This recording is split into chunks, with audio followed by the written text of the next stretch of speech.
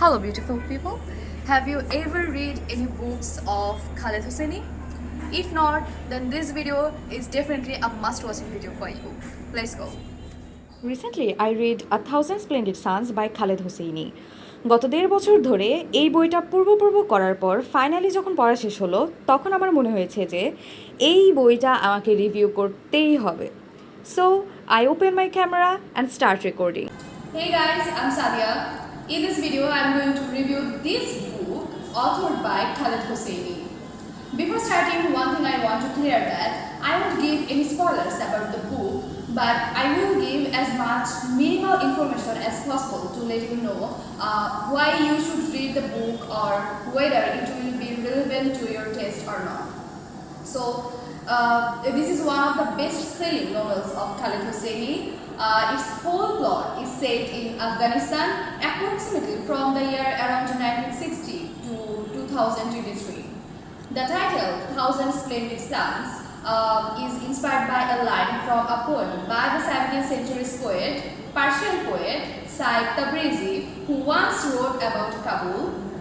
One who don't count the moons, the shimmer on her roofs, nor the thousand splendid suns that hide behind her walls.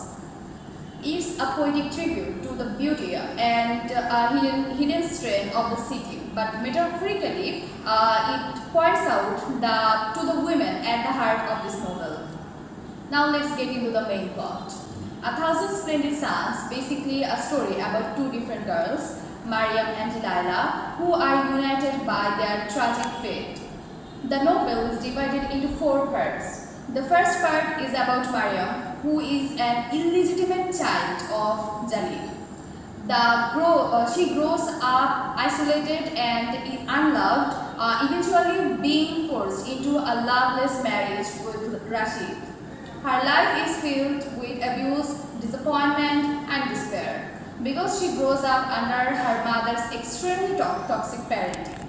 Her tragic fate is sealed when she is married to a widower named Rashid, who is an epitome of dominating and an abusive character. On the other side, part 2 is about Laila, who is completely an opposite character of Mariam. Laila, born as a legitimate child, she belongs from an educated family, has a sound childhood, and who is way more mature than Mariam. In this part, there is another important character who is Tariq, a childhood best friend of Laila, who is a character who will serve as the greatest turning point in Laila's future life. Years later, during the Soviet invasion and the civil war in part 3, we can see how fate connects Laila and Mariam together. After a devastating bombing, Laila also becomes Rashid's wife and her life fell into a drastic desert. After marrying Rashid, despite their initial rivalry, Mariam and Laila form a deep sisterhood united by shared trauma and love for Laila's children. Together, these two women form a bond stronger than any other traditional familial tie. Their friendship transcends age, status, and even the brutal patriarchy that tries to break them. Their struggle against Rashid's brutality, compounded by the Taliban's misogynistic rule, forms the emotional core of the novel. In this part, Laila is seen as a rebellious character, whereas Mariam is turned one of the most tragic characters. She starts off quietly submissive, but her love for Laila empowers her to act with unimaginable courage. Mariam made the ultimate sacrifice so that Laila can have a better future. Her art is heartbreaking, but her spirit lingers long after the novel's end. The 4th part is all about the conclusion of the story, which depicts an expectable ending after so many unexpected devastations of life. But it's worth mentioning that at the last line, I feel like a critic of myself. When Laila saying if her and Tariq's newborn baby was a girl, then she knew what to name her. The author didn't express the name, but if a person read the whole book, he can guess name of the newborn baby girl. I'm almost at the end of the review, so let's talk about good things and bad things of this book. I just got only a single bad things of this book, that this book is a little bit lengthy. Specially part 2-তে লায়লার জীবনযাপনের ক্ষেত্রে এত বেশি details দেওয়া ছিল যে পড়তে পড়তে আমি কিছুটা বোর ফিল করি। অ্যাজ এ রিডার একটা সার্টেন পয়েন্টে গিয়ে আমার মনে হয়েছে যে কিছু কিছু আননেসেসারি জায়গা যদি স্কিপ করা যেত তাহলে পার্ট 2টা খুব একটা বোরিং মনে হতো না।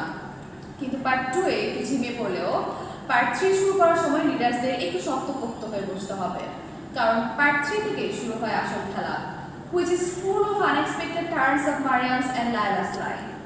And when the question comes about the good things, first I will rate this book 10 on 10. Part 2-তে একটু বোর লেগে উঠলেও মরিয়ম ও লায়লার ধাপাধাপ লাইফ চেঞ্জিং অ্যান্ড প্রত্যেক চ্যাপ্টার টুইস্ট পার্ট 2 এর বোরিংনেসটাকে পুষিয়ে দেয়। The good thing is, A Thousand Splendid Suns is not just a novel. It's a testament of the pain and perseverance of Afghan women.